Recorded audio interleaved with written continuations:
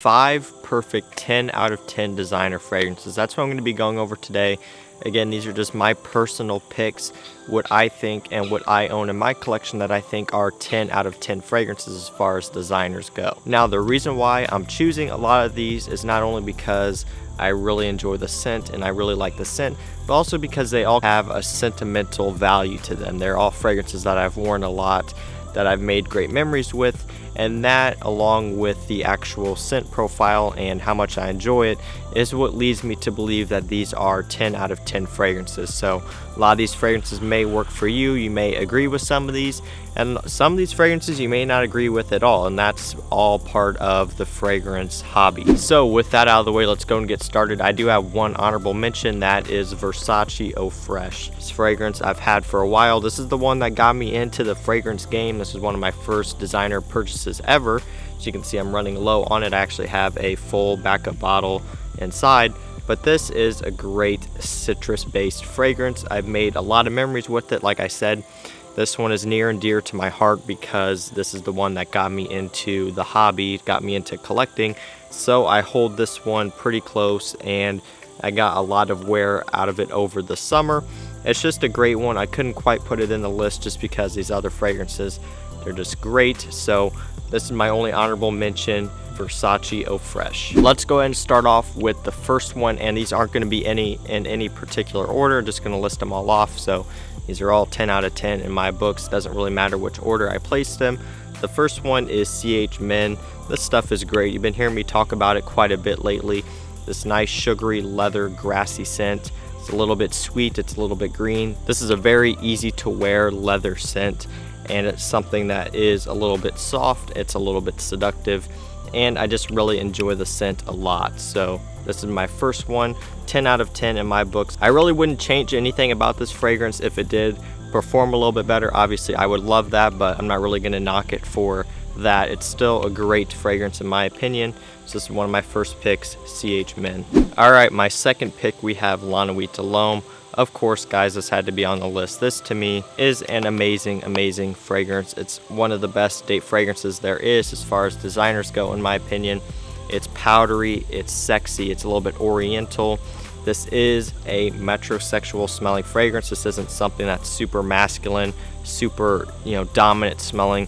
This is soft, it is a little bit powdery, and it doesn't really have this very piercing masculine quality to it.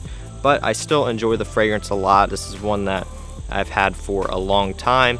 I made a lot of great memories with it. I've had a lot of fun wearing it. This is just a great scent. I did a video comparing all of the formulations. All of them are great in my opinion. And I've been trying to slim down my collection lately. I've been selling off quite a few of my designers, and this one is staying in there for a good reason. It's a great fragrance. So La Nuit de l'Homme, again, in my opinion, it's a 10 out of 10 fragrance. Alright, so up next we have Replica by the Fireplace. This is a great vanilla, chestnut, woody fragrance, and again, judging by the name, that gives you a pretty good idea of what this fragrance kind of reminds you of. It's got this very cozy, almost gourmand type of smell to it, and it is a fragrance that really reminds me of, being snowed in on like a winter's day and spending the whole day inside with your family or with your significant other by the fireplace, enjoying the heat coming off of that and looking out the window and seeing the snow. That is really what this fragrance reminds me of, and to me they hit the nail on the head with this one. I actually compared this one to Armani Stronger With You, did a comparison between those two because to my nose there is a little bit of a similarity in smell, and I actually ended up selling Stronger With You not too long ago, and I'm keeping this one because this one is basically that fragrance but perfected. It's got a little bit more of a niche smell to it, even though this isn't a niche fragrance. It's got a little bit more of a unique smell to it. This is more of a personal fragrance. If you're looking for a fragrance to go out and get you a ton of compliments and get you a ton of attention, and one that everyone is going to like, this one isn't going to be the one for you. You'd want to go for Stronger With You because it basically takes this and modernizes it a little bit, and it gives it more of a unique mass appeal smell to it. But this one, again, more of a personal fragrance, more of an acquired taste, but again, that's why I love it so much. Definitely, in my opinion, a 10 out of 10 fragrance. Always going to have a bottle of it, and this one's going to rank pretty good in my winter list. So That is Replica by the Fireplace. Alright, up next we have Dior Fehb de Luciuse. This stuff is truly amazing. This one was one that was love at first sniff for me. I got a sample of this like a year ago, and ever since I smelled that sample, I fell in love with it, and I knew I had to get a bottle of it at some point because it's just a delicious, gorgeous smelling fragrance. Obviously tonka bean is the main player in this fragrance, but I also get a lot of vanilla. I get a lot of cacao, which is found in Dior Homme Intense.